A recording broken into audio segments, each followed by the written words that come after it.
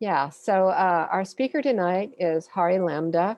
He is a PhD engineer with over 40 years of experience, and he has recently uh, published a book about a brighter climate future, not only here in California, but everywhere in the world. And he's a climate activist, and uh, we're so thrilled to have him here with us, and he'll tell us about his book, his findings, and by the way, I think his book would make a great Christmas present for all your friends. So with that, Hari, take it away. Thank you. Thank you, Liz. um, the this whole activity is intended to provide a global energy and economic transition um, to renewable energy and reduce greenhouse and gas emissions enough to to solve climate change and rejuvenate our ecosystems in a way that provides a good life to all of us, not just for the few. And that's what the central theme of this is. I was basically retired, moved from Illinois, where I was active with the Sierra Club, and moved here, um, and we moved to be closer to our kids and grandkids, and who live in Albany, and I could just I did a reasonably good job, so I'm a little comfortable financially, and I didn't really have to stay active. But the thing about it is that I just when I understand so much and I know what we can do, I just couldn't just sit and do nothing because I care. And I guess so I could be just off enjoying myself, but I figured that since I care, I can't have a good conscience if I don't do something about it. And so that's what I decided. And one always has, of course, a little bit of a personal reason is, I was figuring, I think my grandson, who's 4 years old, is a very smart little kiddo. I think 10 years from now, or even earlier than that, he's going to ask me the question. He's going to say, Grandpa, you knew what to do. Why didn't you do something? And 10 years from now, I'll be most probably still suffering from an increasing consequences of climate change. And, um, you know, my kiddo will be too. And so it's in that sense a self-enlightened self-interest issue, you know. And so basically, the United Nations Intergovernmental Panel on Climate Change has told us that we are need to do certain things in order to keep the global temperature rise to below 1.5 degrees Celsius or 2.7 degrees Fahrenheit global average. So I took that up as a goal, and I came up with the global plan. And what I'm presenting today is the California part of that plan. Um, my book launch activity on November 17th, I had presented the global plan, and there are videos on YouTube out there for that. In a sense, what I present today will be, um, in a sense, a reflection of a microcosm of what's needed at the global level. And the hope here is California, being a leader in some of these activities, would be able to, we'd be able to learn from California ourselves, since we are here, and teach, have it as a way of teaching the rest of the world, or at least sharing good information with the rest of the world. And so you'll find in my book some significant activities that have occurred and are occurring in California. The California and the European Union, as far as developed nations go, are in the lead as far as climate change solutions. So it's only good that we learn from those two locations. And So let me, in a sense, now go to sharing my screen, and I'll proceed with my the California part of my plan. Um, okay, can you see my screen? Hello? Yes. Yeah. Yes, I can see it. Yeah. Okay. I muted everybody. Yeah, I just wondered if you could see my screen.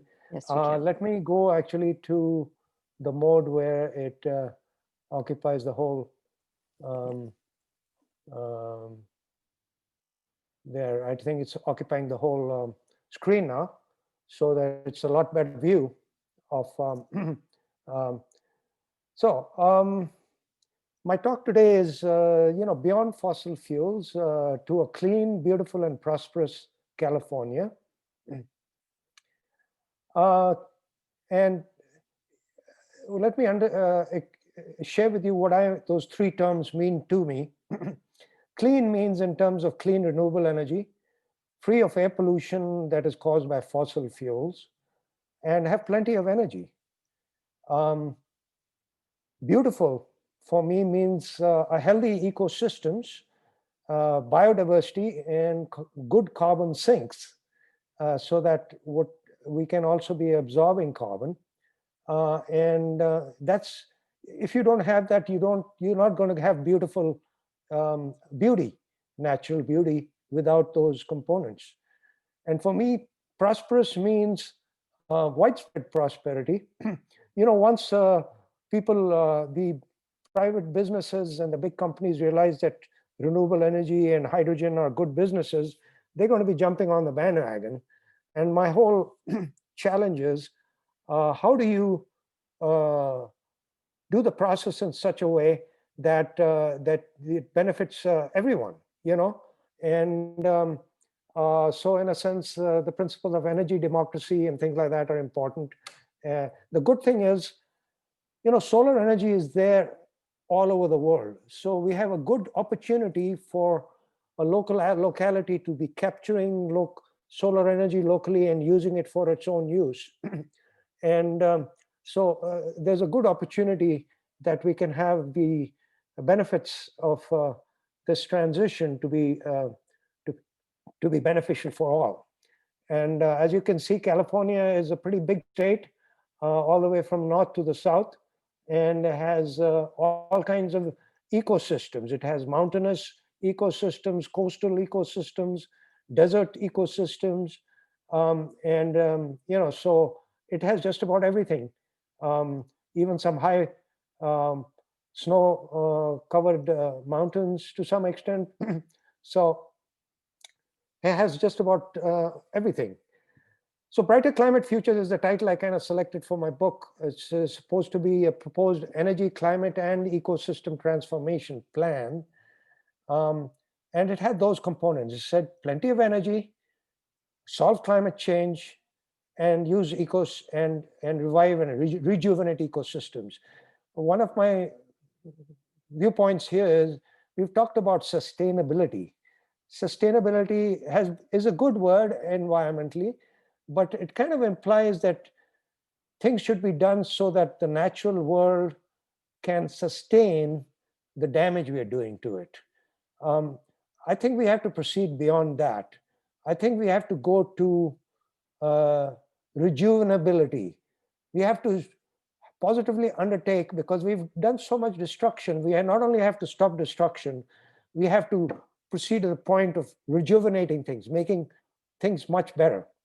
And in that sense, so this is basically what it is. And California, part of it is a section on the chapter of my book, which includes a detailed plan for the United States and a detailed plan on how you can do the practical implementation of the Green New Deal. You take the 14 clauses of the legislation for the Green New Deal, how you can practically implement each of those 14 clauses in the Green New Deal. That's in that chapter. But anyway, California is included in that particular chapter. Ooh, For some reason, it's not advancing. Hmm. Hmm. Okay, here we go. All right, so that's the book that I have put together. I luckily have found a very good publisher for this book called Regent Press, locally here in Berkeley. He's an awesome individual by the name of Mr. Mark Wyman, and he did a really good job. And anyway, this book has 13 chapters in it and just covers all the different aspects that you can think of. I've tried to include most of the aspects in this talk. I have a whole bunch of questions here, but I'm not going to read all of them. But the answer to all of these questions is yes. Can we meet greenhouse gas reductions? Can we electrify everything possible? Can we store commercial quantities of renewable energy and solar energy? Can we transform the transportation to zero emissions? How do we handle oil refineries and natural gas production? Can we get a handle on wildfires, which have been very severe for California? Can we restore and expand land ecosystem, not just the forests, but all the land ecosystems? Can we restore and expand the coastal ecosystems? Can we transform agriculture to a regenerative mode, going from this very destructive green revolution agriculture, which uses herbicides, pesticides, and chemical fertilizer, and tillage, um, and lots of water, and go to a regenerative agriculture? Can all these transformations be done in such a way so as to benefit everybody? I would say that a climate recovery plan that encompasses a COVID recovery plan would be an ideal way to come out of this COVID-19 crisis. Can California be a leader? Yeah, absolutely. We can be an innovator in technologies and in new ways of doing things. The rest of the world has not been standing still while we have been concentrating our Department of Energy talking about the efficiency of fossil fuels. The rest of the world, especially developed worlds, Japan, Australia, Scandinavian countries, even China have not been standing behind. So technologically, if we don't try to start moving, California and the United States are actually going to be left behind. And we are just going to be, it's going to be bad for us if we don't start to get our act together really quick on clean energy and the climate transformation. As it transforms, does it take care of incomes, housing, health, justice, and safety? Those are Green New Deal aspects. But climate change solutions that we talk about actually impact all of those areas. And lastly, do ecosystem expansions give greater wildlife beauty and livelihoods? The answer to all those questions is actually yes. It all depends on to the extent to which we proceed with it. And so California, the beautiful. When I was in Illinois, I landed as a young Sikh boy from India in 1970. But both had Urbana-Champaign, where I went to grad studies. And then when I worked in Illinois, California was always a place that you really look forward to visit.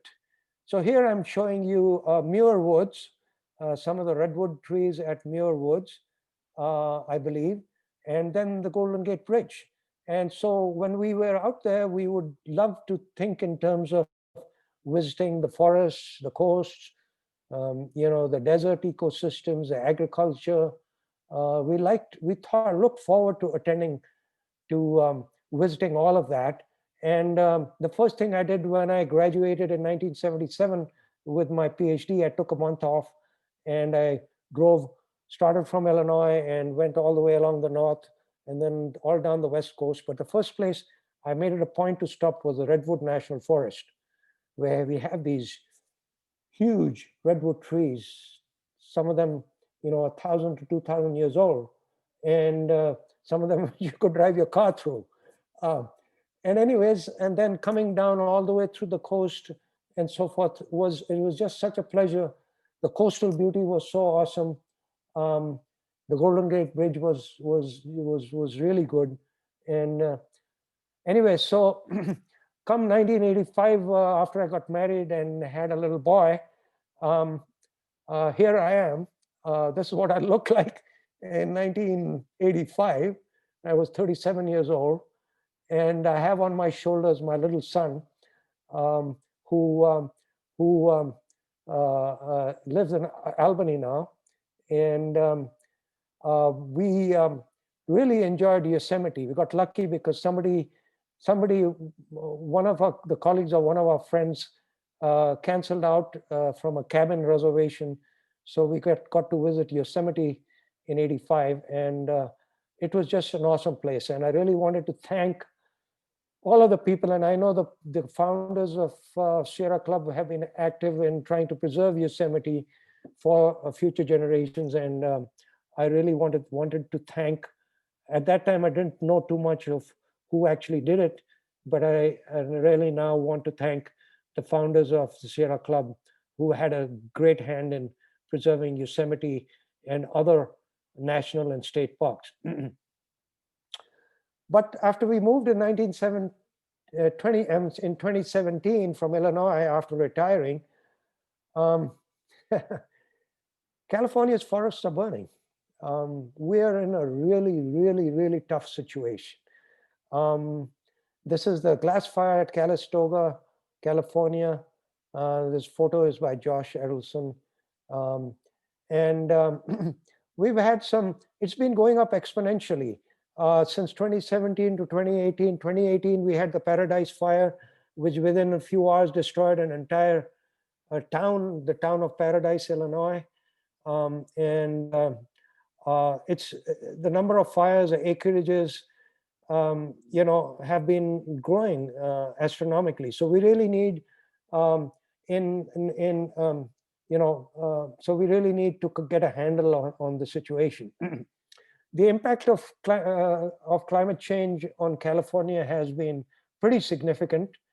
Besides wildfires, we've experienced droughts, heat waves, agricultural losses, and surprisingly, in 2015, we had really, really heavy rains, and I heard there were floods and dams were about to break north of here and things like that, and landslides and so forth. So California, just like every country that I describe in my book, which is China, India, European Union, all of them have very severe impacts of climate change. And California is no exception.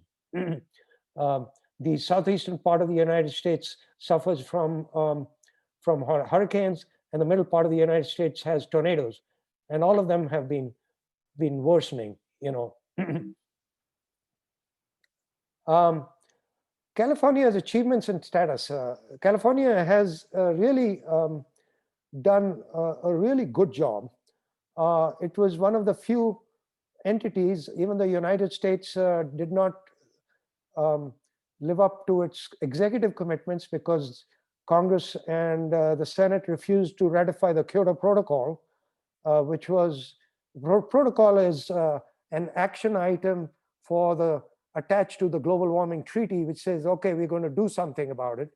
And the premise was that these developed nations were going to get their emissions in either 2012 or somewhere by 2020 down to 1990 levels, by that particular year. And California was one of the few that actually achieved that. Having said that, in 2018, it was estimated that the forest fires added 45 million metric tons. So out of that 424 goal that we reached, we did have a worsening situation because of that. But the world's global emissions are at 45,000 million metric tons. So, you get an idea. California is the ninth. If it was a country, it would be the ninth largest economy in the world. In solar, wind, and geo, and hydro, and in renewable energy, California has done extremely well. California introduced a cap and trade program, which was supposed to take the amount of emissions, give a certain amount of allowances. that these entities were allowed to emit so much in terms of carbon or greenhouse gas emissions, and then their allowances would decrease year by year, so that the theory was that this would help to reduce carbon emissions. And there seems to have been some success. Maybe it reduced carbon emissions, I think, estimated about 7%. And the auctions for the allowances generate a greenhouse gas fund that basically was about $6 billion in 2018. And that's been used for a whole host of green, climate-related activities. California has led the country in car efficiency standards, corporate average fuel economy standards. We are the ones who push the rest of America, and thank God for that, because our cars are much more efficient and have been emitting less per mile driven. The unfortunate problem with cars is that the vehicle miles traveled have increased so much that it's kind of wiped out savings resulting from efficiency improvements. We are leader in electric vehicles in the United States, and we are leader in green hydrogen. Climate transformation. California's goals by 2045 and 2050, we have to keep the global average temperature rise below 1.5 Celsius. So what is California's contribution to it? California was one of the few entities that announced that it would have 100% net zero carbon electricity by 2045. Carbon neutrality and decarbonization are words that also mean net zero. Net zero means how much you're emitting in carbon you're absorbing somewhere else. The greenhouse gas reduction targets from 1990 levels were supposed to be 40% down by 2030, according to a particular assembly bill, and then 80% down by 2050. What I'm proposing, which I'm proposing also for the rest of the world, is in my transportation plan, is that carbon emissions need to be down 100% by the year 2050, as advised by the IPCC. Methane emissions need to be down 50%, and nitrous oxide by 25% in order to keep the temperature rise below 1.5 Celsius. Here was California's, I made it a point to make sure that my plan is quantitatively adequate and time bound. So basically, I've done this for every national, or in this case, California entity. I look at the 2017 actual energy use. It was actually 2.3 petawatt hours. Petawatt hours is about 2.3 billion kilowatt hours. Anyway, I've converted other energy units. There's a whole bunch of engineering units for energy. I converted them into electrical. The US has about 30 petawatt hours in terms of energy use. So we use about 8%. Anyway, as of 2017, 45% of our energy use, total energy use, was oil, and 28% was natural gas. And so we are 71%, 73% dependent on fossil fuels as of the present moment. The world is about 81%, because the world is still using coal.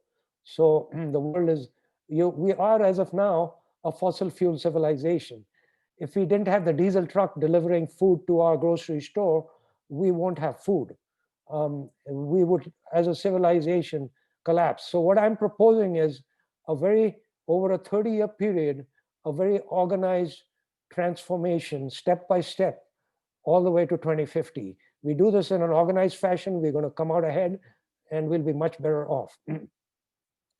The California energy plan, this is what I'm proposing for 2050.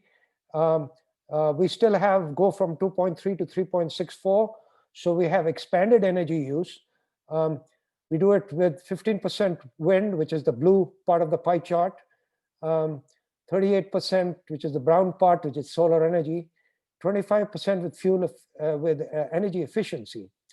The European Union and California have done a really good job with energy efficiency, which means a systematic way of how do you reduce energy demand. If you can do a building, the same building, with accomplish all the tasks of that building with 25% less energy, why not? And it can be done, and so that's what needs to be done. It is a good strategy. 9% is what called renewable storage, and I'll talk about what renewable storage is. It's storage of renewable energy. Here's what, if you take a coal-fired power plant, what would you replace it with? You have to have a good plan of what do you replace a coal-fired power plant with, or even a natural gas power plant in California.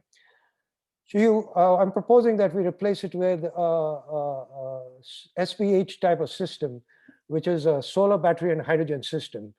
The renewable power plant concept goes like this, as per this diagram, is you have a solar PV power plant that during the day charges a large battery system. So for example, if you have a 100 megawatt solar power plant, you would have a 60 megawatt battery system.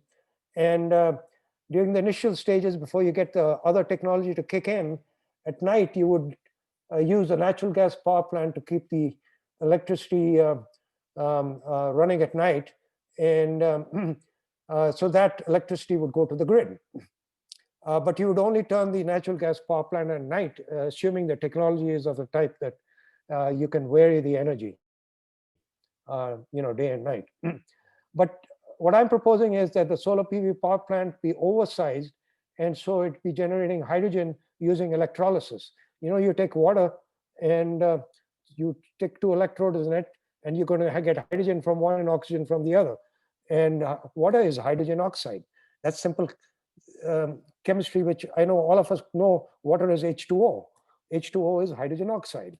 And so we take hydrogen and we store it on site, and we have a hydrogen power plant that we turn on at night.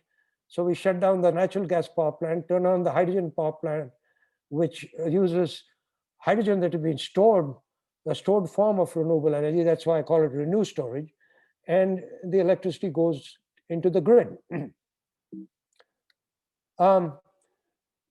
Here's an example of something that the Los Angeles Department of Water and Power. So I'm not talking just in terms of impracticalities.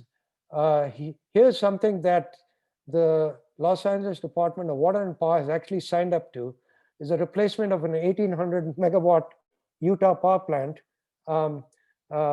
where they're importing electricity from this coal plant in Utah, but because of California's environmental and energy goals, is going to be replaced with a renewable energy come hydrogen power plant, so that by 2025, the 1800 megawatt coal power plant would be replaced with an 840 megawatt natural gas plus 30%, the gas turbine would run on 30% hydrogen to begin with.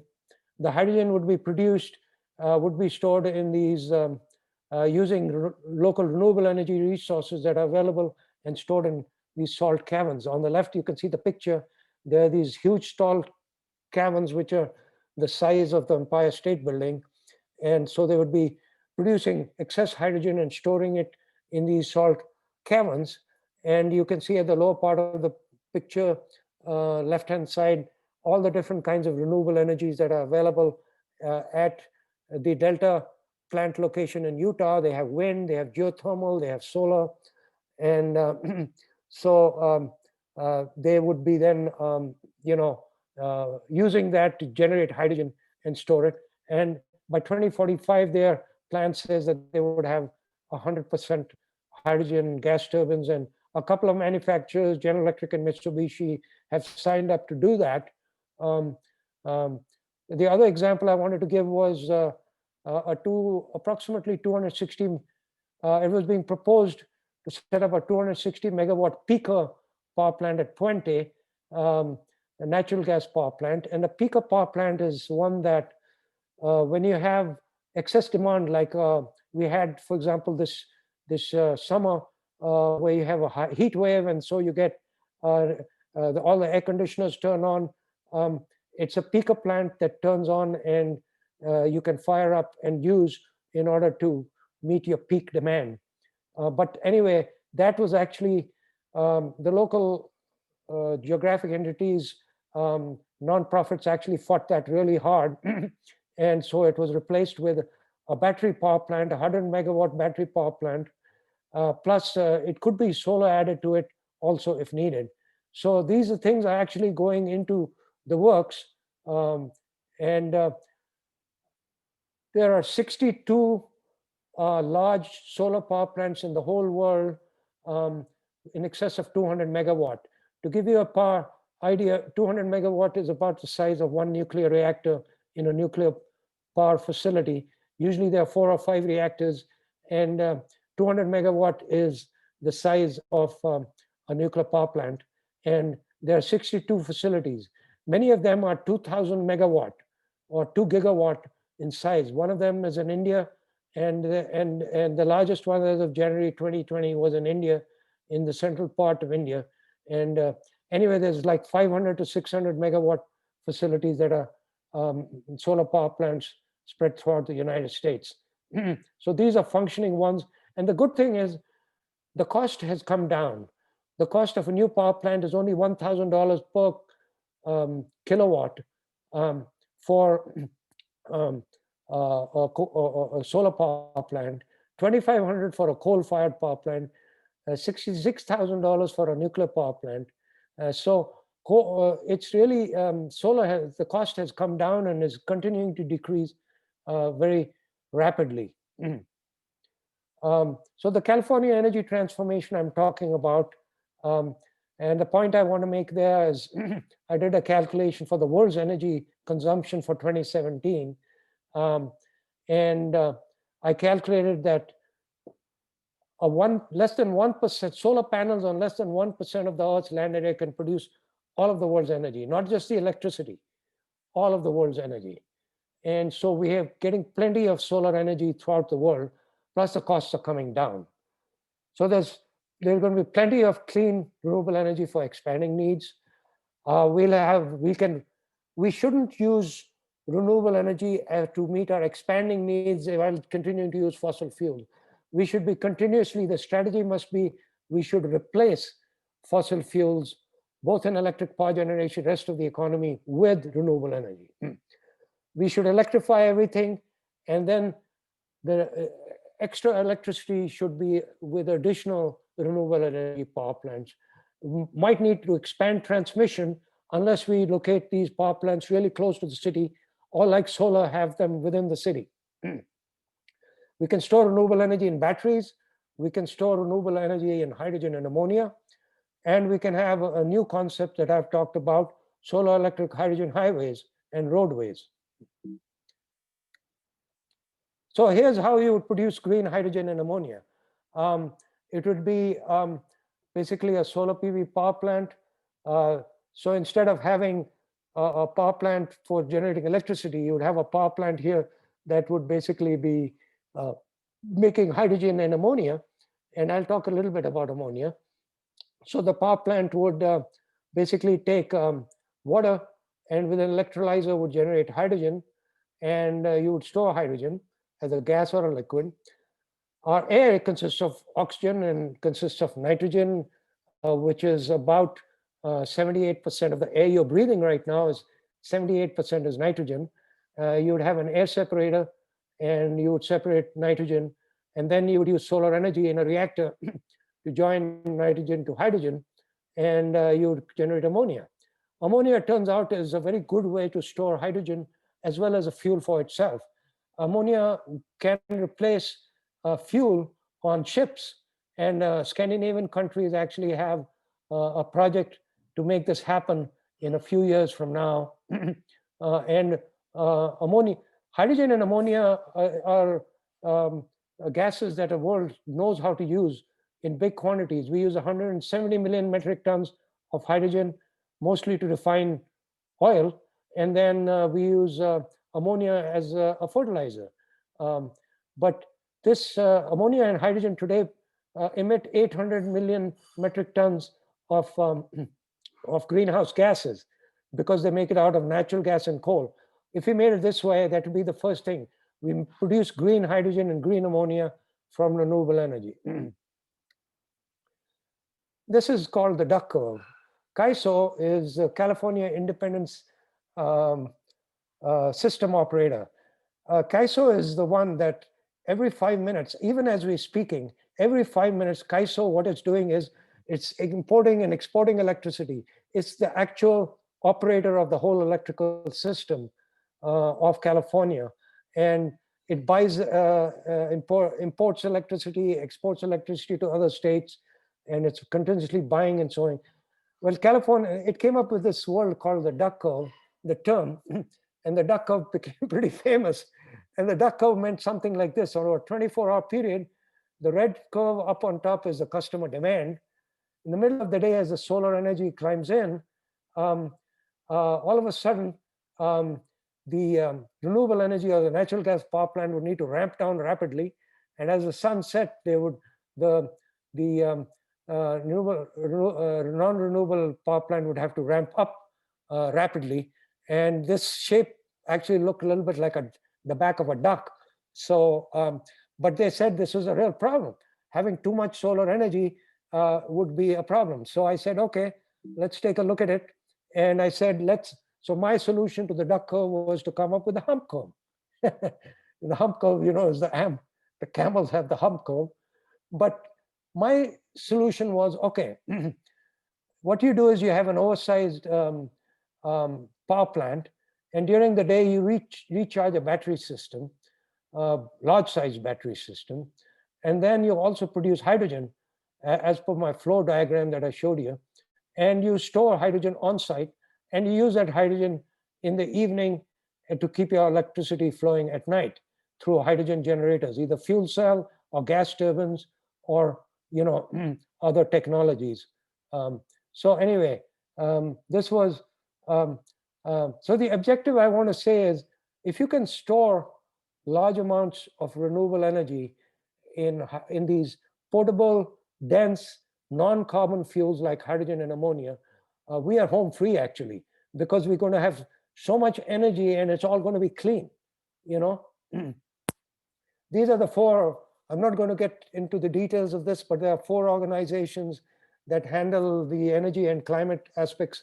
And I've just recently been educating myself about that. In fact, yesterday I had even called Dave McCord to educate myself a little bit more. And thanks, Dave, for educating me. CPUC, or the California Public Utilities Commission, regulates the utilities. California Energy Commission looks at long-range energy types of things. CAISO, I just talked to you about, and CARB, which is the California Air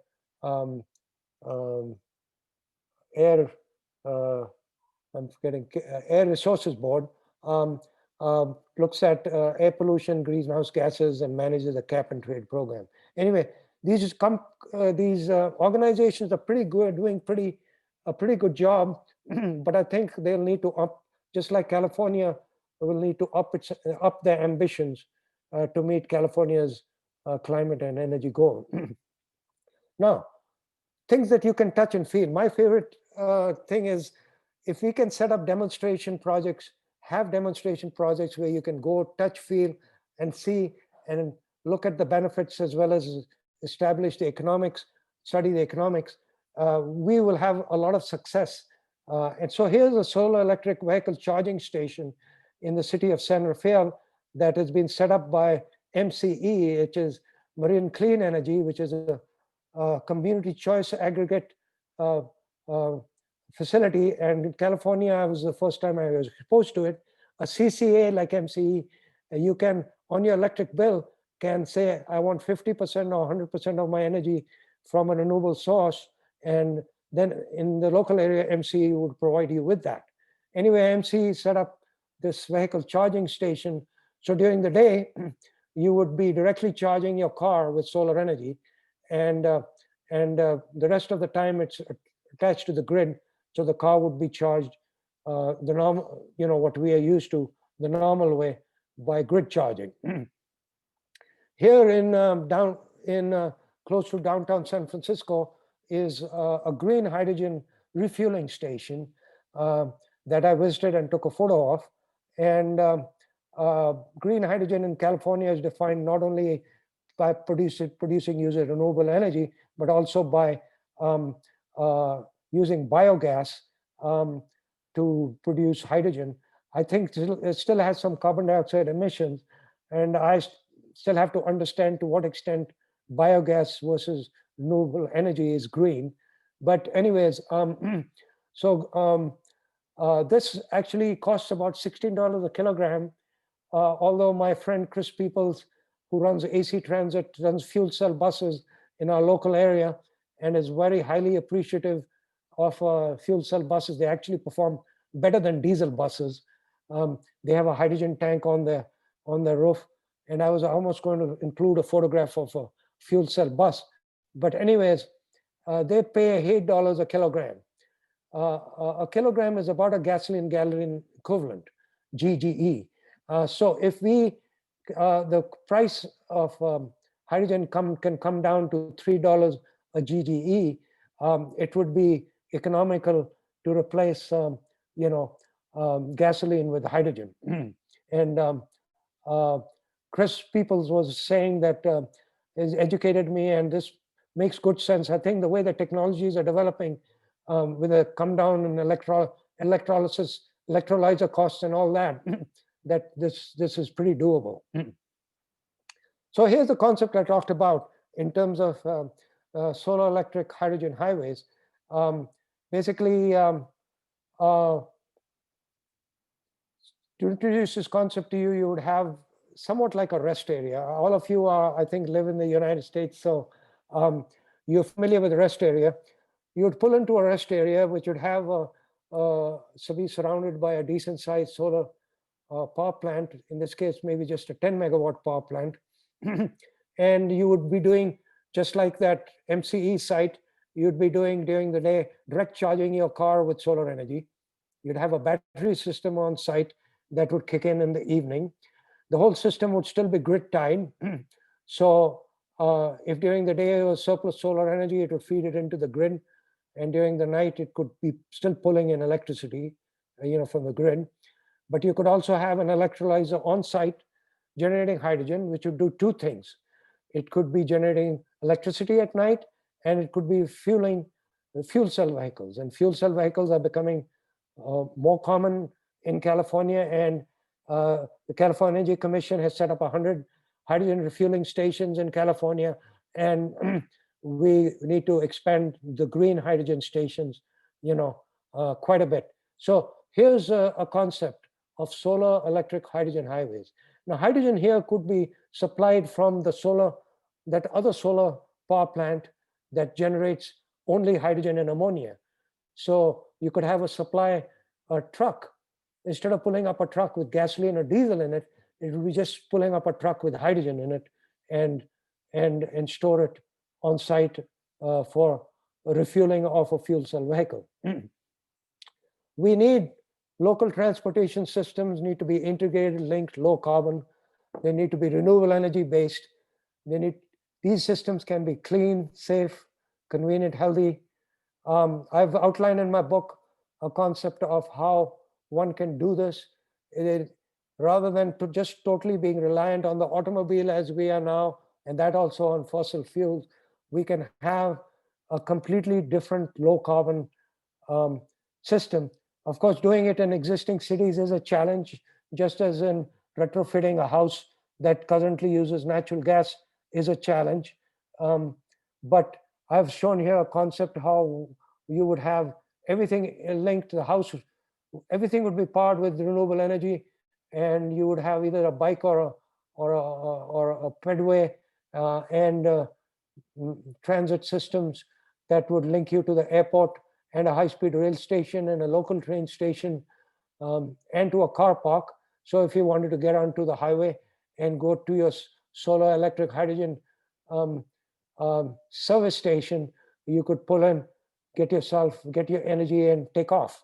But within the city, you could have, and then linking you with low carbon um, transportation systems.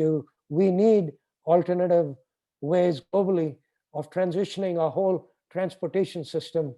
Um, this fossil fuel highways based highway system, I believe is we still need to use, but the fossil fuel component needs to be retired.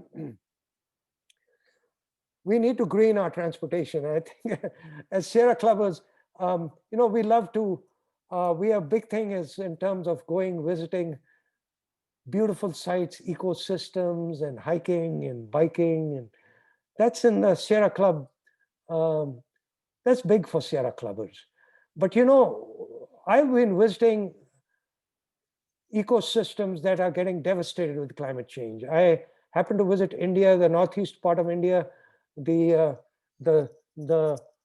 area is called Leh or Ladakh, which is currently in dispute. They're having some issues with China there. But anyway, Ladakh is a beautiful high plateau of at 10,000 feet.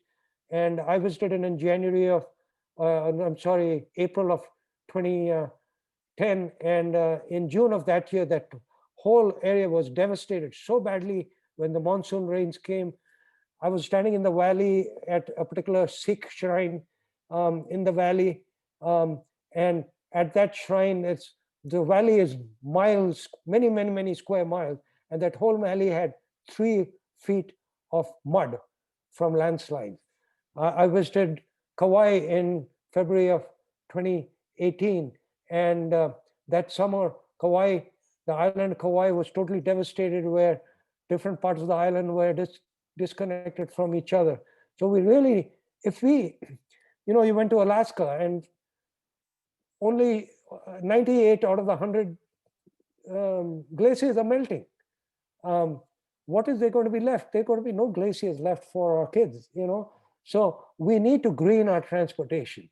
You just can't say, okay, I'm going to go take off for a nice tour of Costa Rica or Europe. And, the amount of greenhouse gases you emit going by plane, and then the fossil fuel car you drive around visiting all these beautiful sites, does an enormous amount of damage.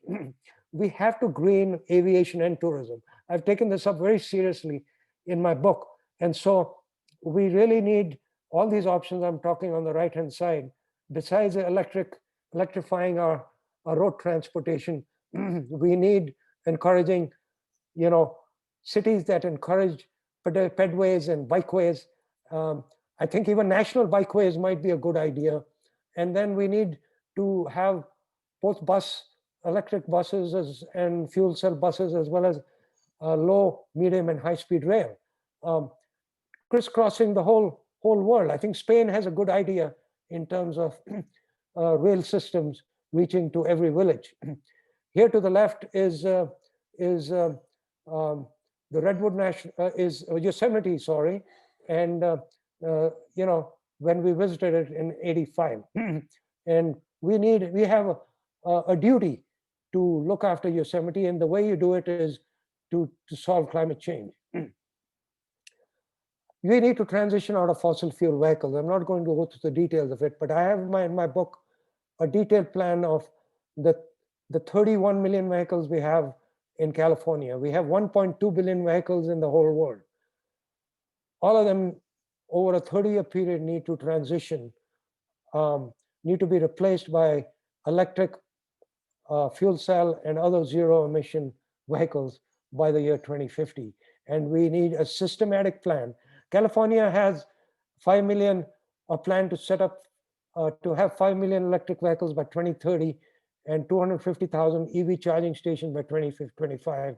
The new administration is talking about similar things, the US administration. This needs to happen throughout the United States so that it becomes a reality. Governor Newsom has said that by 2035, all new passenger cars and trucks must be zero emission vehicles that are sold in California. But it's not just the new ones that get sold. We need to be replacing, just as we need to replace power plants with renewable energy power plants, we need to replace fossil fuel vehicles with zero emission vehicles. we need a massive expansion of our carbon sinks. Green carbon, which is global afforestation. I have a plan for getting 80 million hectares added to the US, and California needs to do its part of it. We need to talk about blue carbon, which is the ecosystems which are just off the coast, which are usually out of sight and out of mind, but which have tremendous value. We need to transform our agriculture so that our soil, instead of continuing to emit carbon as our current agriculture does by destroying the soil and overloading it with chemical fertilizer and so forth, we need to, get soil carbon up. And the other point that I'm not taken up seriously in my book is animal agriculture. Animal agriculture is really destroying, having a very destructive effect, both in terms of carbon dioxide, but also directly in terms of methane emissions, and its deforestation and the amount of agricultural land that's used to feed animals and so forth. Anyway, that's a big issue all in itself. So I'm saying, a lot of people say that, you can do it all with trees and so forth.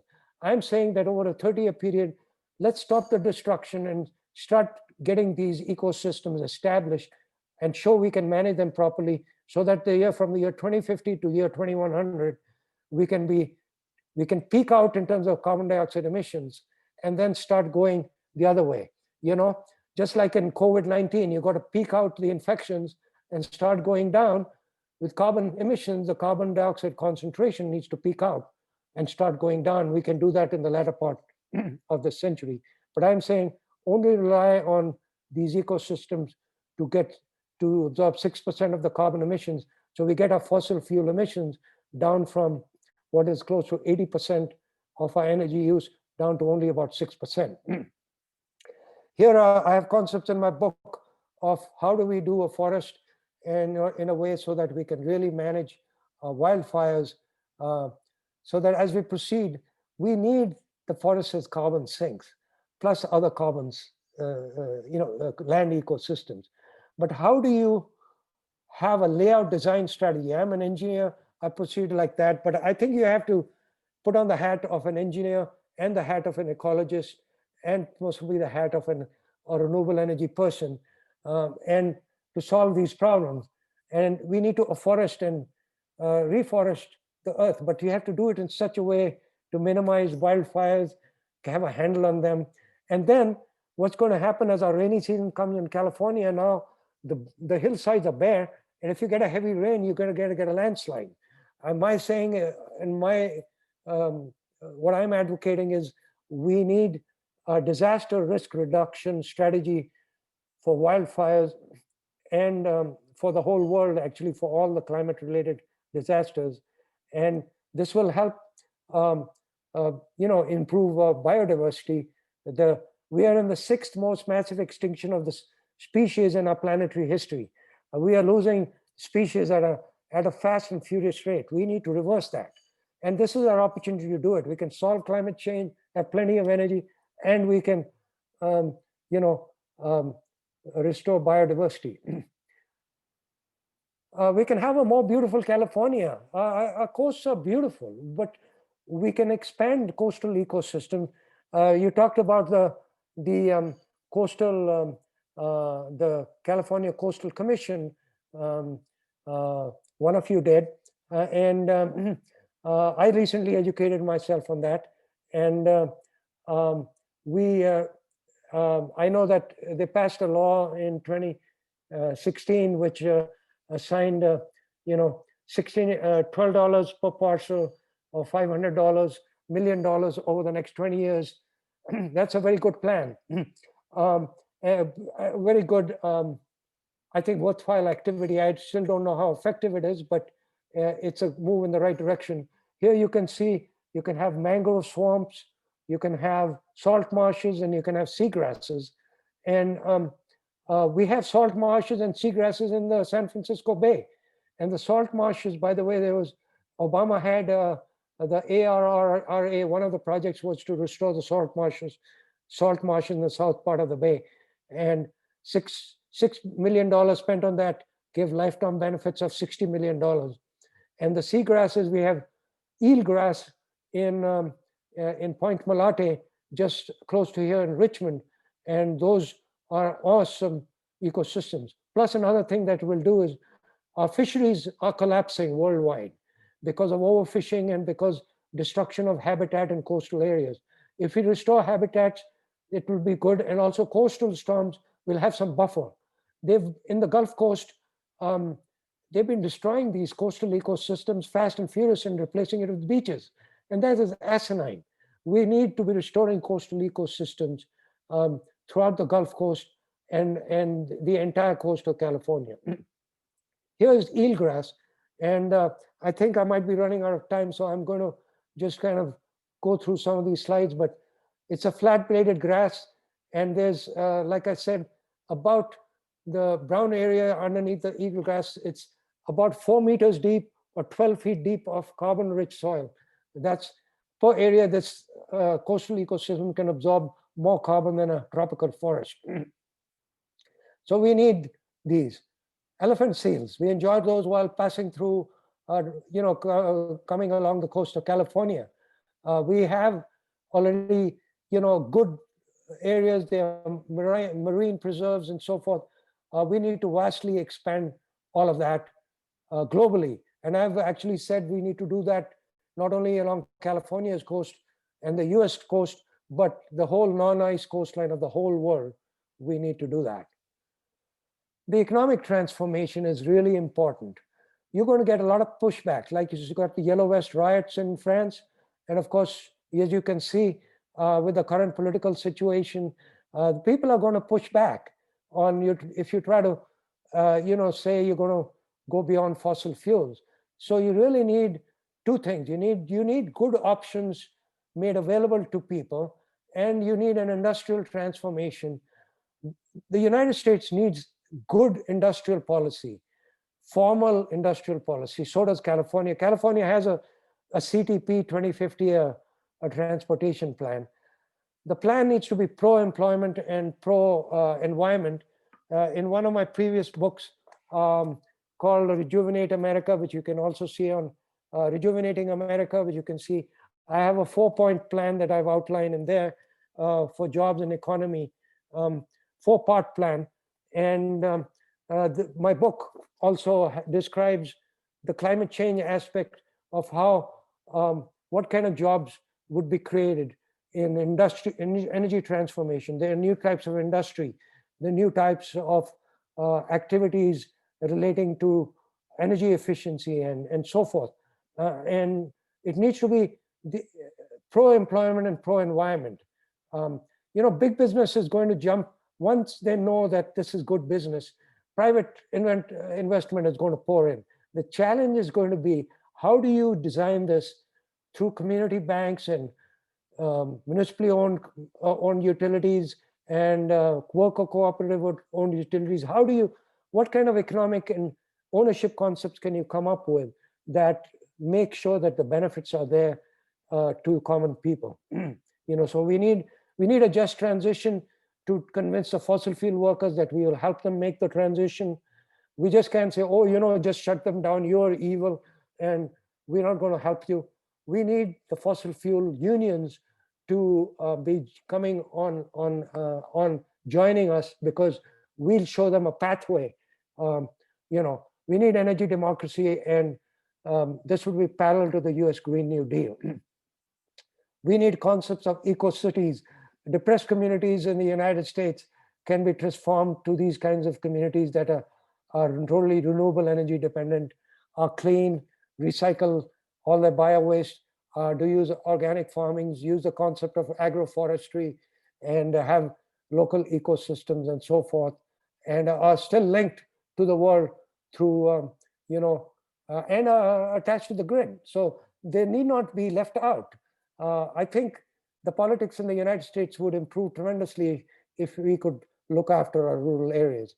Here's California disaster risk reduction. We need to do it for all of these, but we need to do these prepare, survive, and build better back. This is where Mr. Biden picked up the term build better back, because it's actually used for disaster. When the disaster passes, you build better back. Anyway, this is my website that I've set up, Brighter Climate Futures. Please visit it, sign up, put in your email if I don't have it, and I'll make sure that I continue to communicate with you. And there's also a Facebook page called Brighter Climate Futures, which I'm using pretty aggressively to get the word out through Facebook. um, anyway, the goal, as I said, was to provide a global energy economic transition to renewable energy with enough energy and solve climate change, rejuvenate ecosystems, and provide a good life for all. Book is available through Regent Press or Amazon. Please order the book or read the book. If you can't afford it, just email it to me, and I'll send you a complimentary copy. But the book is only a vehicle um, uh, for disseminating in a systematic fashion my transformation plan. And so what can you do? This is a question you should ask yourself. I have a segment in my addendum of my book which talks about not only how you can reduce your own carbon footprint, like I've added solar panels on my roof, and it's a no-brainer. I am getting 10% rate of return on my investment if I show you the economics of it. So if you can afford, I've spent $8,500 and I got $2,500 back, immediate as a tax credit, and plus my electric bill went to zero. So I would, if you were even thinking of it, I would blindly go for it, because 2021 is the last year with a 22% rate. And anyway, let's stop here, because I think I've taken up about an hour, a little over an hour actually. And let's go to question and answer. Sorry for exceeding the time. Quite all right, Hari, this was great. We have a question in the chat.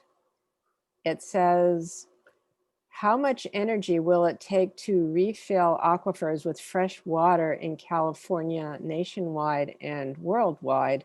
This will be necessary to maintain agriculture for the food we need. I think the falling water table and over withdrawal from aquifers globally is a big problem.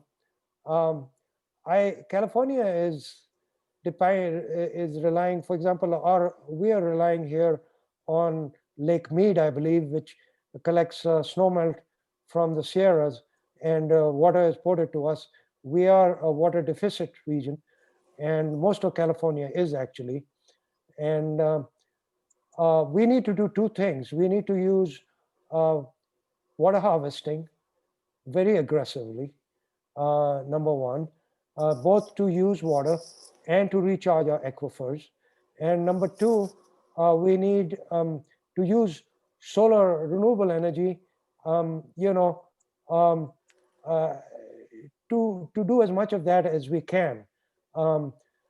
Instead of using some of this water, that surface water that we are using, we should be using it, even if we have to pump it or whatever, use it to recharge our aquifers. There should be distinct recharge points by design for all our aquifers.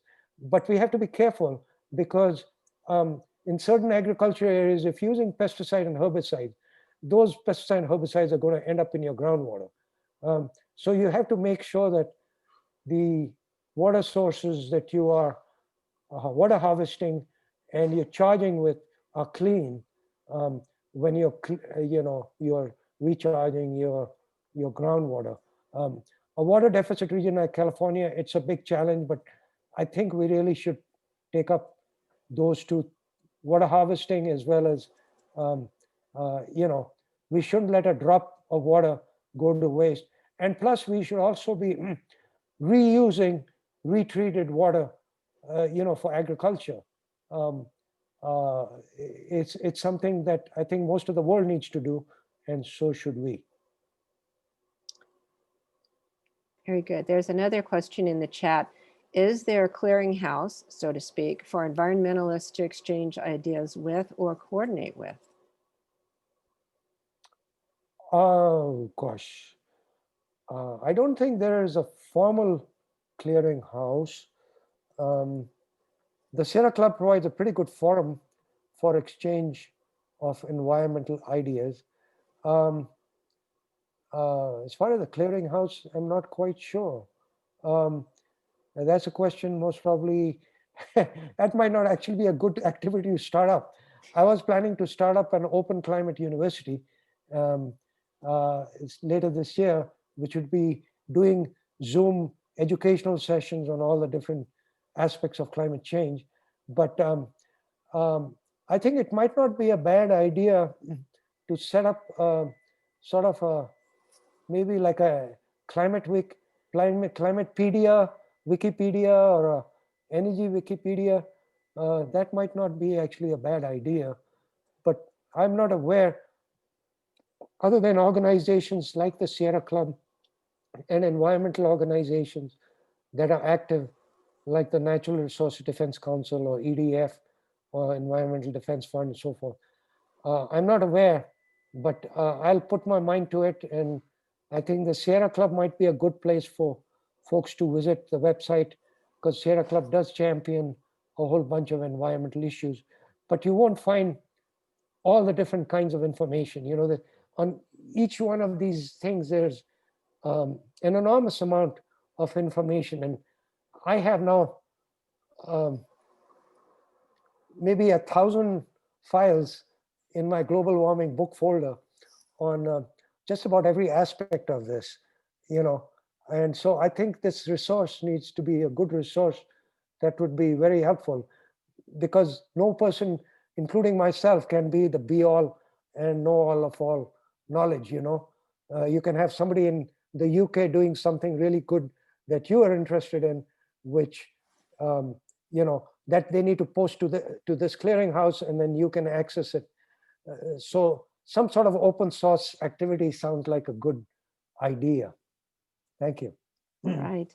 And Maury has a question for you. Can you describe how solar can be employed at a desalination plant? I'm not familiar with the technology of solar desalinization plants, um, but I think that I used to, as a technologist, continuously think about different things. Um, um, you know, one um, uh, thermal concept is simply to be doing what solar still does, which is um, when if you have a big salt flat, if solar um, um, evaporate, if you have set up an evaporation plant, um, you have a roof that basically acts is cool and sloping, and so water condenses on it and flows. That's one way of doing it. Um, I'm sure, and that's something maybe I need to educate myself on, is I'm sure that there are um, desalination plants that can use solar PV electricity um, to run desalination, and they would work once the electricity is available. They would work just like any other desalination plant.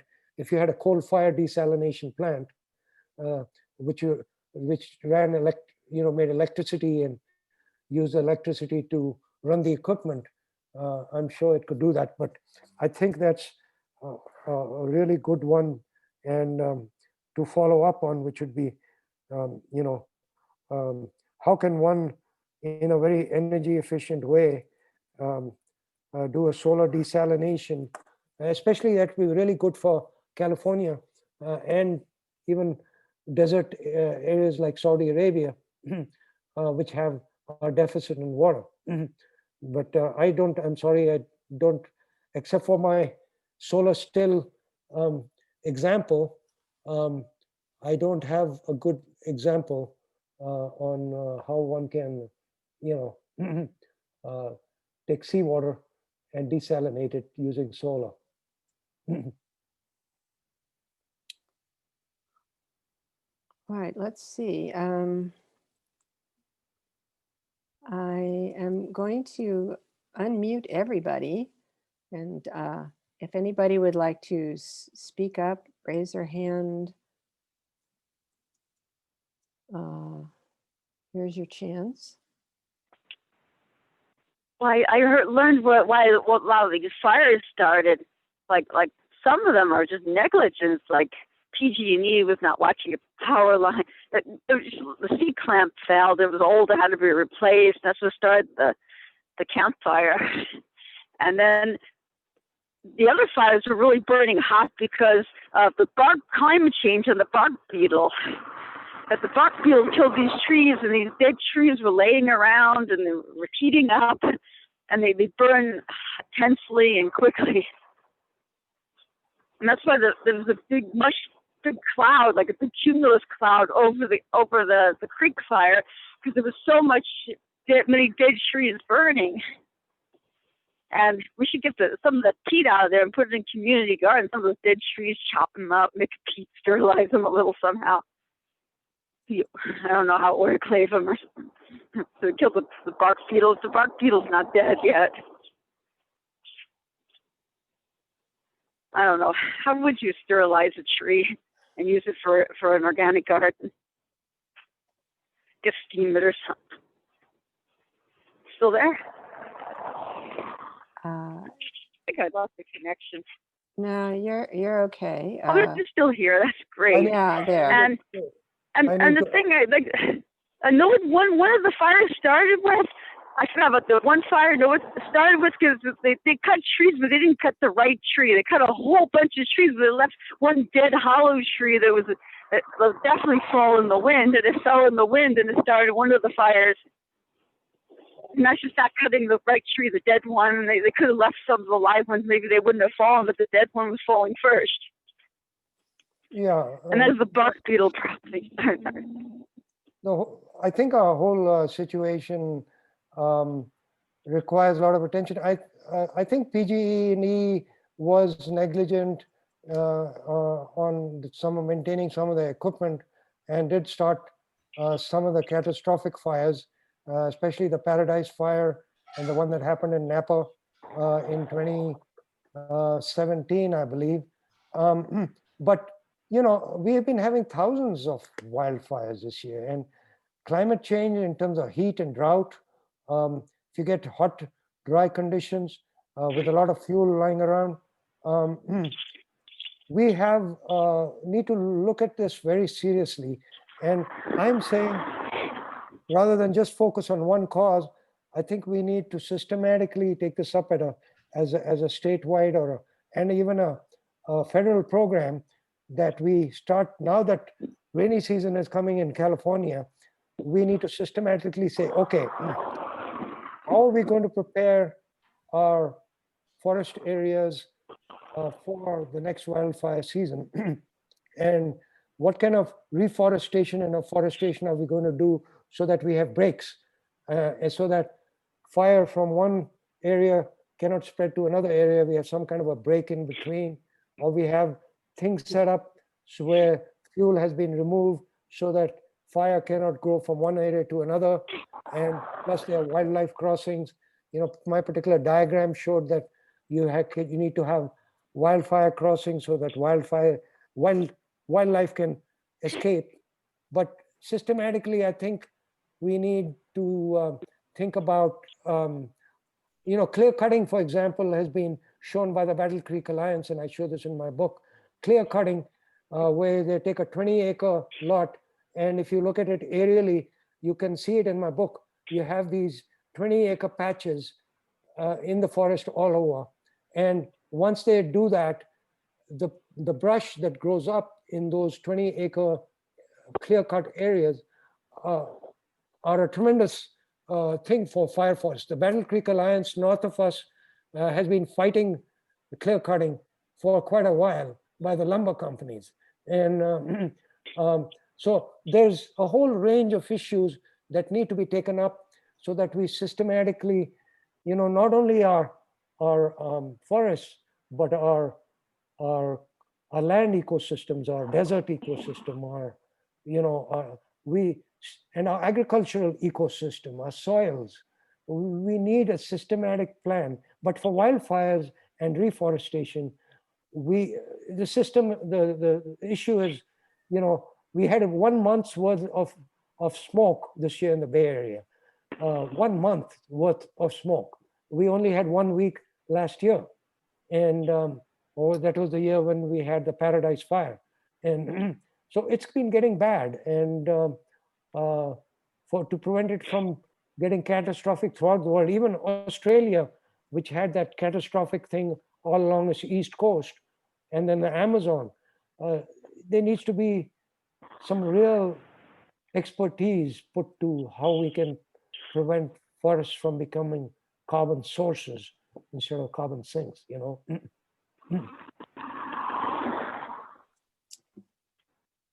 I've said globally that we take up 80 billion hectares. The United States has lost 120 million hectares since the year 1620. I'm saying instead of the 120 million hectares, you restore back 80 million hectares in the boreal forests in Alaska, temperate forests, and the tropical forests. And so we restore, put something back, do it with agroforestry, urban forestry, and natural forestry, you know. So there's a lot that we can do with forest ecosystems.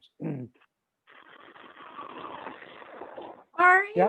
I just wanted to add, and you're focused a lot on energy, which is a big part of the carbon footprint. I went to a talk at another Sierra Club program a while back when they had such things. And the speaker was Dr. Rao, and I think he's from the University of Arizona. I can't find it in his book. And he took on climate change from the what you eat point of view. And I just wanted to throw this out to people because I don't think there's any one answer to get us there. And I think we have to move a little faster than having a goal of 2050, but maybe that's just what I'm hearing. And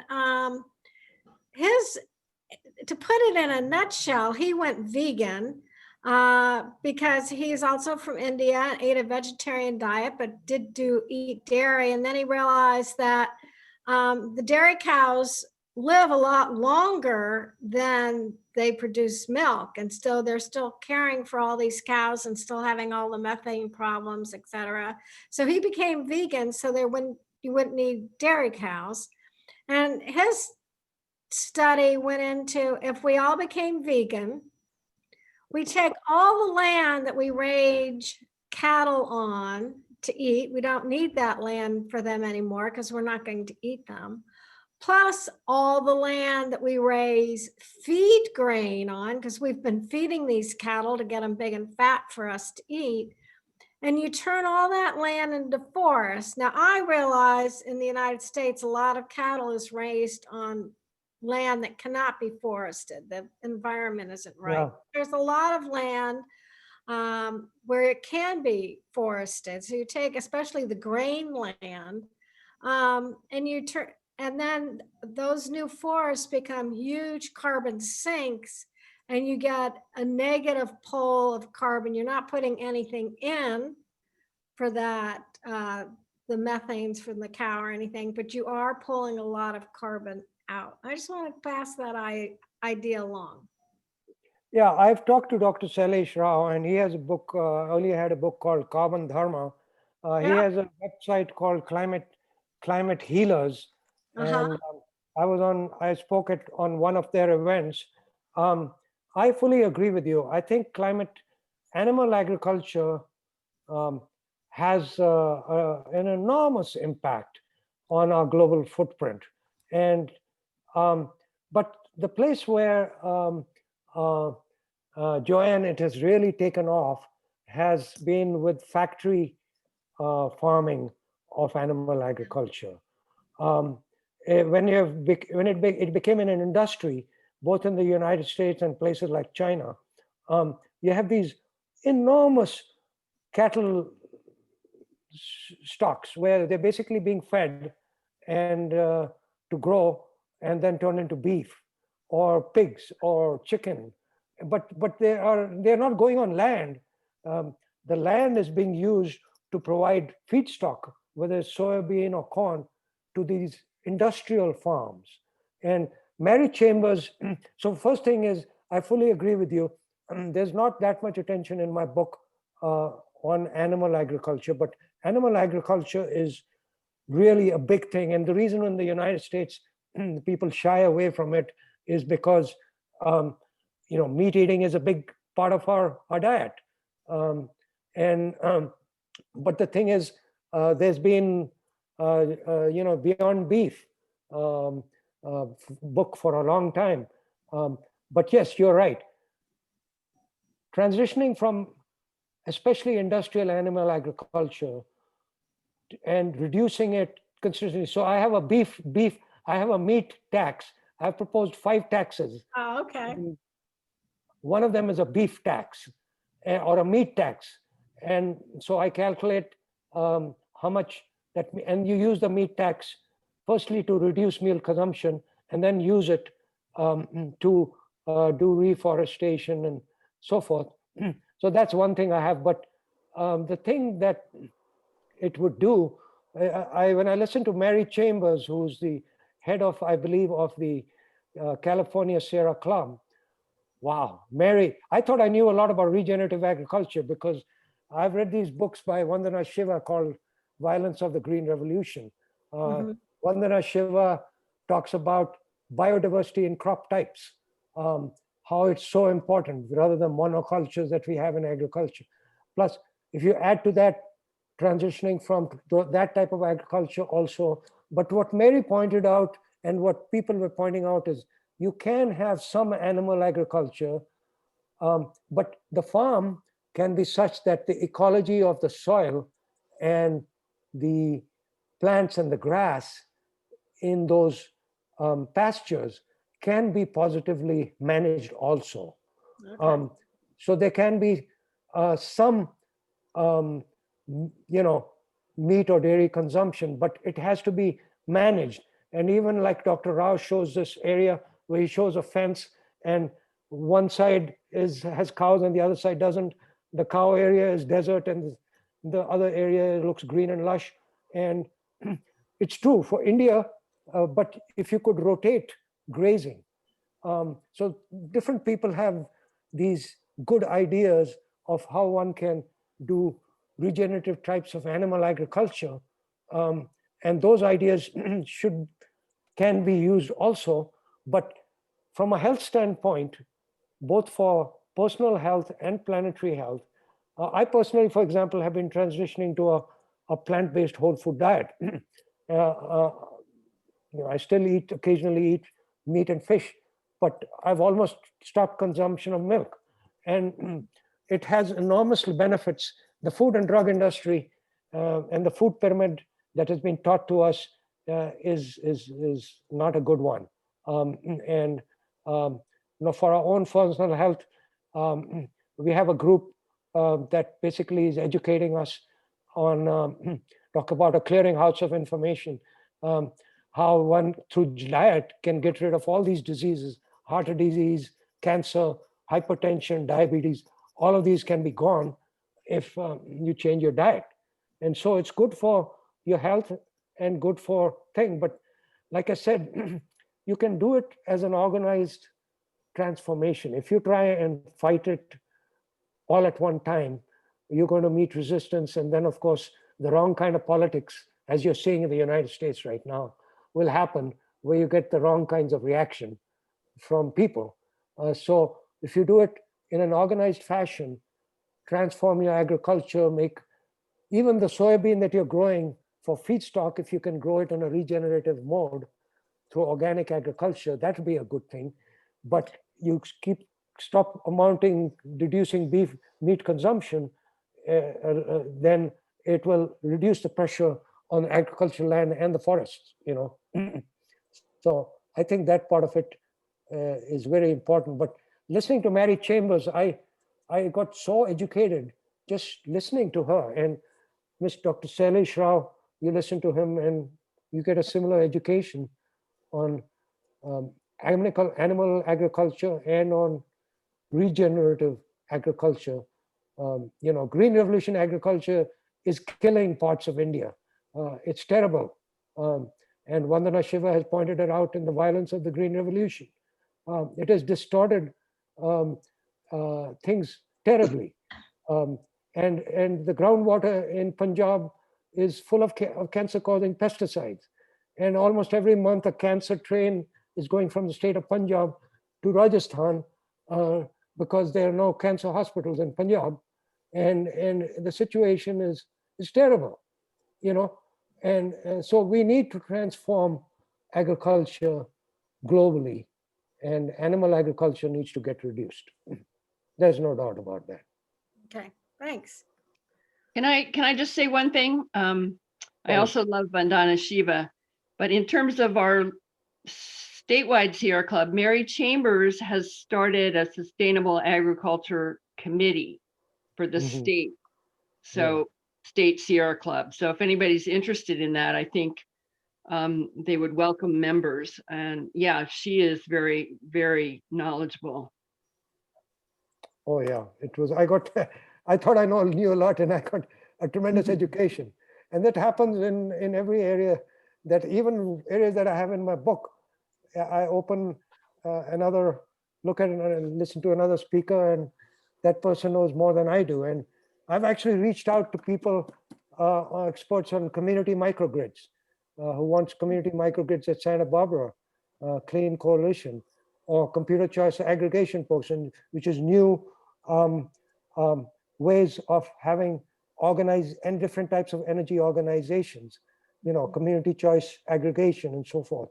So there's a lot to learn, and what we can do is from California, which have used these kinds of organizational structures, we can spread knowledge about them to other parts of the world, and maybe learn from others if others have done something good, Yeah, that's wonderful. I just thank you so much for this very detailed and very thoughtful and positive presentation. And I wanted to piggyback off of what you had just said about the diet. And I was interested, I was going to ask if nobody had what the average person could do about these issues, what sorts of action steps you could take in your life, either in terms of campaigning or in terms of taking direct action. And I'm also thinking, what would you say about the role of makers and builders and inventors? I know right here in California, we have an active maker movement. There are a lot of very creative inventors working on that. I was wondering where people could plug in terms of citizen science and or the maker movement in terms of restorative ecology, or, in terms of working on ecology and climate issues. Oh, those are good suggestions, Christina. Yeah. I think that there's a lot of personal benefit in doing things for yourselves in renewable energy, whether it be solar panels or electric car, but even energy efficiency. Just insist on the most energy efficient appliance that you can. If you're going to go get, when I was in Chicago, I replaced my 90% efficiency furnace with a 97% efficiency furnace and a 16-SEER air conditioner. And my electric bill went down about 50%. And so I was doing things better for the environment and saving myself money. This is true. And my old fridge had a similar effect. When I replaced it, I would go to the Sears store and say, I want the most energy efficient fridge. And the guy would look at me like I was some kind of an animal from a different planet. And I said, I need the most energy efficient fridge. And so I'd buy the most energy efficient fridge. So getting LED lights should be a no-brainer. You should replace all the lights. So you can do those things. But globally, the issue is such that as, Ray,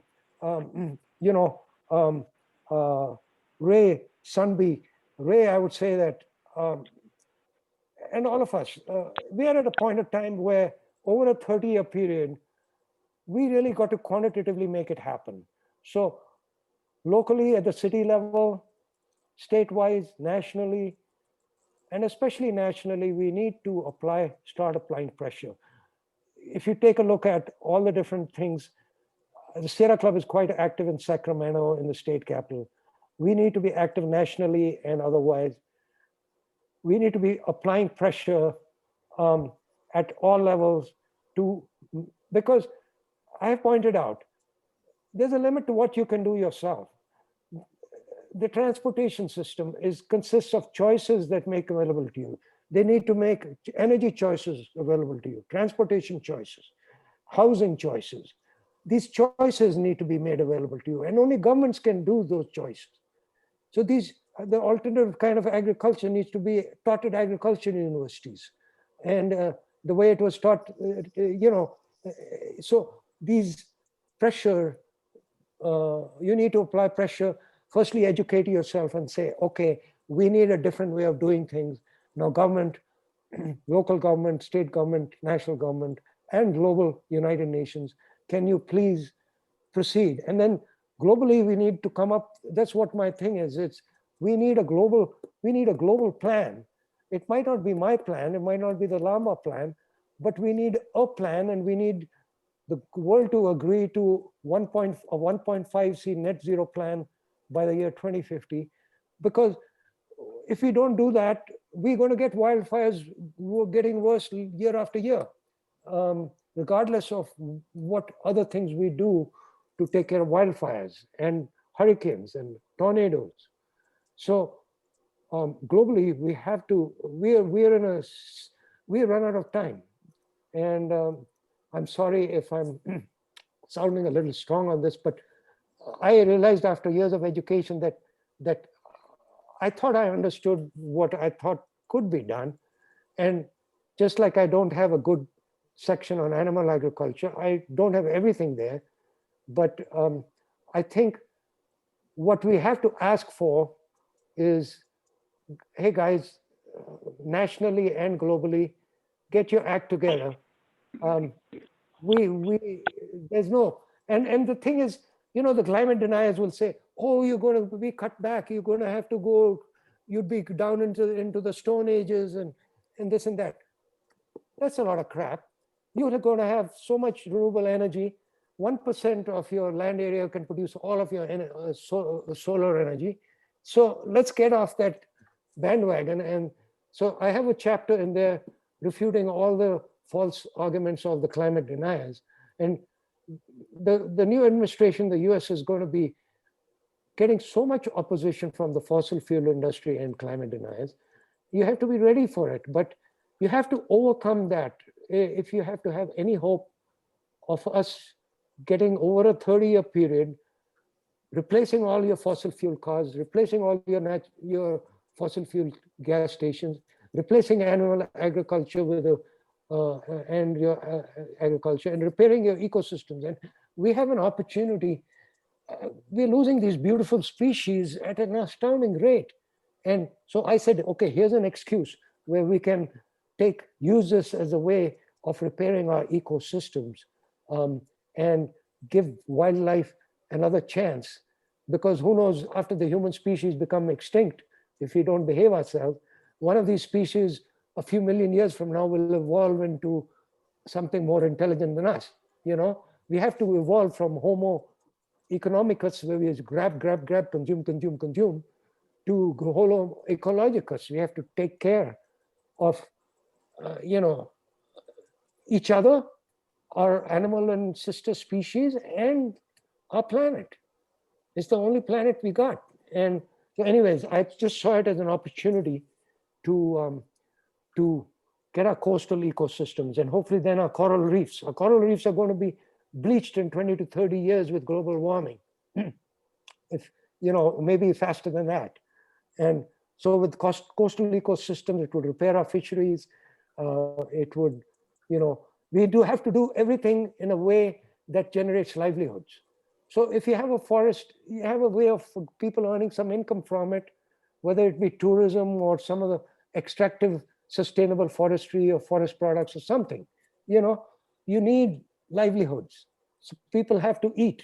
And, so if you show them a way of an alternative economy, you will have a much better chance if you do it systematically,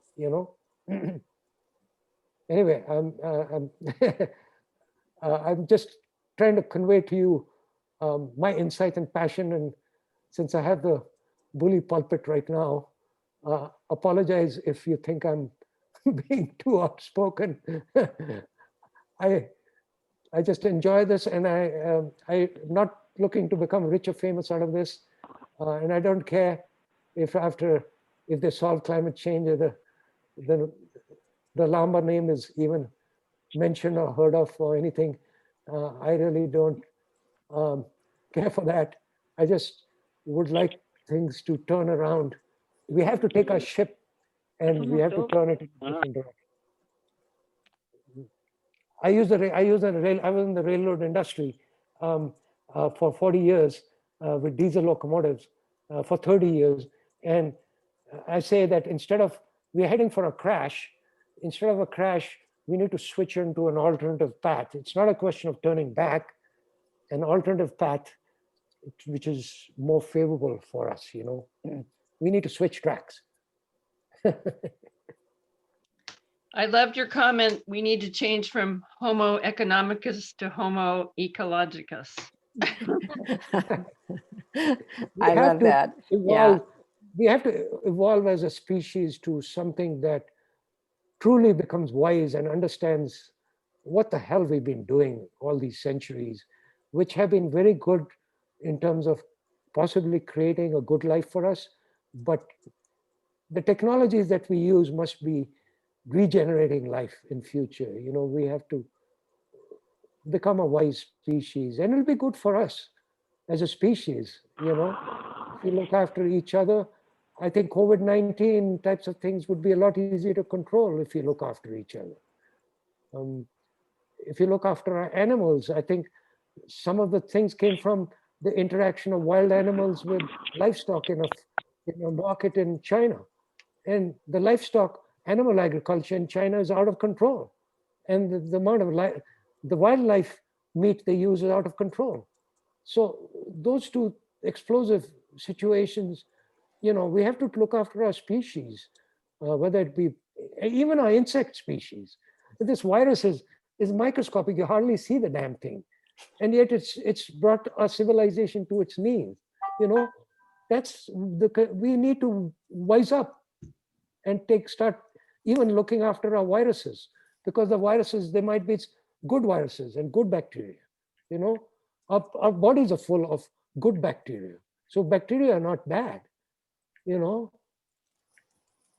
It's just, you're right. We need to, like I said, it's right and self-interest. It'll be good. It'll be good for us. We need a global compact, a little bit different, which undertakes our responsibility, But anyways, solving climate change is an urgent issue because it'll give our civilization a time to recover, because global warming is just going to hit us like a hammer, and we need to solve it. Otherwise, we are dead meat. So Literally. Absolutely. Yeah. But this is good for my brain. It's at my age, my mental health is important, and it's good. It's good to write books, good to interact with intelligent folks like yourself. It's good for you to challenge us all. I'm going to get rid of my refrigerator. I have a big dilemma with it. I put it outside to kind of save energy. I buy a nice energy efficient refrigerator and put it in the garage to save energy, but it's never powering on very much because it's like 40 degrees in the garage. And then I looked in the freezer and everything was mushy and thawed, and 35 degrees in the freezer because the freezer's not coming on. I think we need new technology. Yeah, amazing thing that struck me about fridges is, look at the fridge. It's taking heat, it's putting heat into your house while it's taking heat out of the inside of the fridge. So, and then you might be in a climate and you're using air conditioning at the same time. I would have thought for just an ecological design that you build the fridge on the wall and you're cooling the inside of the house, but you're dispensing the heat out to the outside,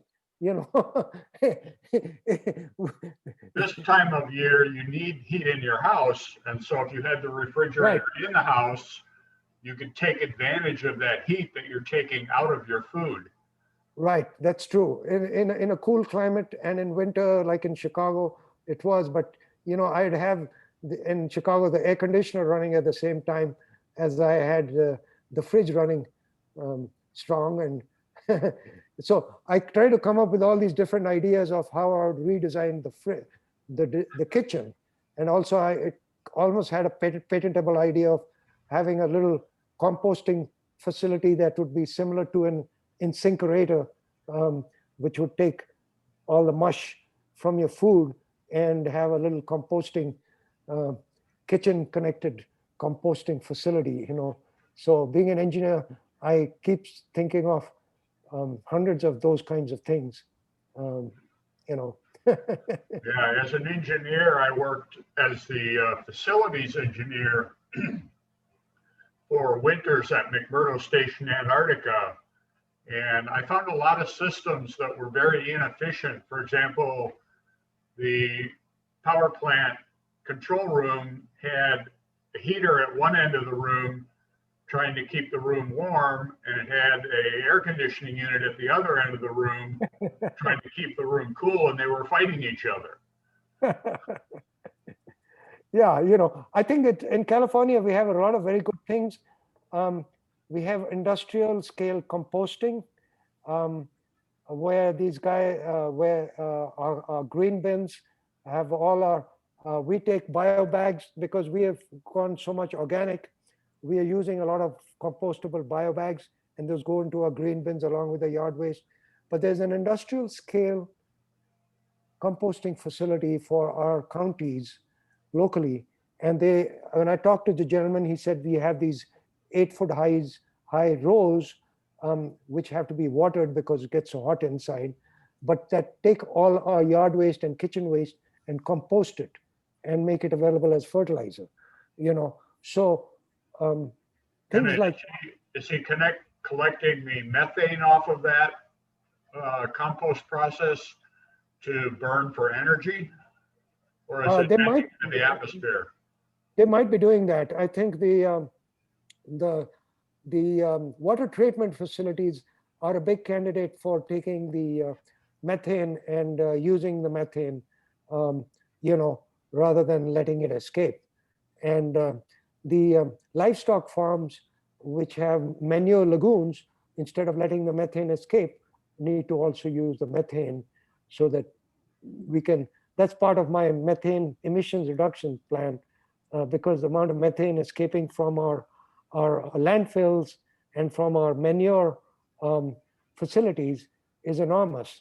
And we need to cut down on methane. Now, if you convert methane to burn it and use it, emit it as carbon dioxide, that might not be bad, because methane has a global warming potential that is, or can trap more heat than carbon dioxide can.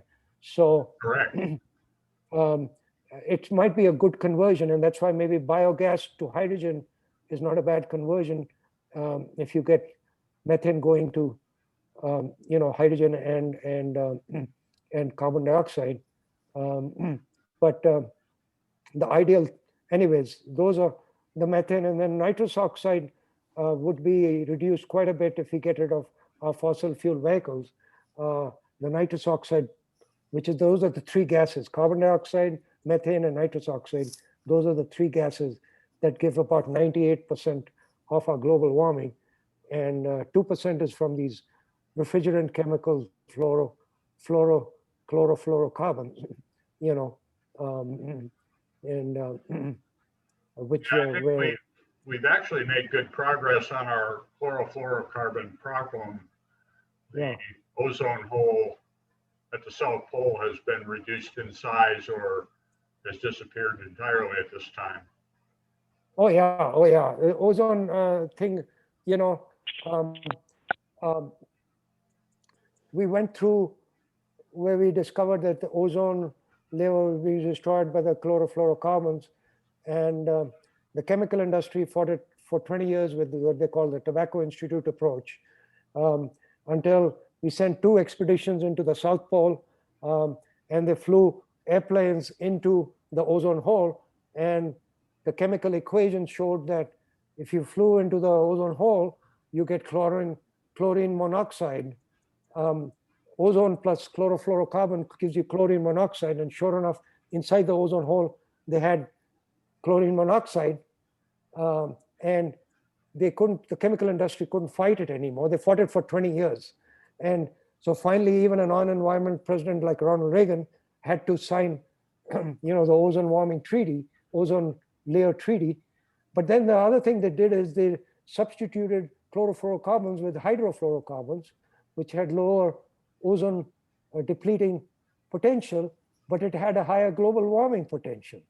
Now they're trying, so they found that those are trapping more heat than the earlier chlorofluorocarbons. So now they got to get rid of the HFCs also, because they're causing global warming. So we need, they used to use ammonia in the old days in fridges before they came up with these magics of the, better living through chemistry that Dow Chemicals sold us on with these chlorofluorocarbons, and destroyed our ozone layer, Yeah, ammonia as a refrigerant had a lot of advantages, even though it did have some disadvantages, like the high pressure requirement. Right, and of course you have to watch the toxic inhaling effects of ammonia. But we handle ammonia now, enormous of quantities. In COVID-19, the folks have realized that they really that ammonia. These about 150 countries in the world import ammonia, or they import fossil fuels in order to make ammonia locally. And all of a sudden they realized that they were having difficulty getting these supplies, and they're costing more, and the ammonia agriculture was being adversely impacted because they were using ammonia for agriculture. And so 800 million metric tons for hydrogen and ammonia currently being emitted, more than the emissions of Germany, are too much. If we could go to green hydrogen and green ammonia through solar energy or wind energy, that would be also a big step. So I'm going to jump in here for a second. Usually if we were in person, I would thank, and I will do this now, just like we would be in person. Thank everyone for coming. I noticed that many people have already signed off, and I just want to thank everyone for coming tonight. Hope you join us on January 8th, talk about the conservation efforts of big cats. And I don't want anyone to feel like they have to get off. It's Harry. You can stay here. Harry, you can stay on all night as far as I'm concerned. I'm not going to stay up that late, but I just wanted to make sure I had the opportunity before too many people left to say thank you very much for this insightful talk, and really very thoroughly thought through, just not a piecemeal, little here, a little there plan to combat global warming. So I think I'm going to sign off too, and I just want to thank you. I've enjoyed the discussion, and hope to see you again sometime soon. that's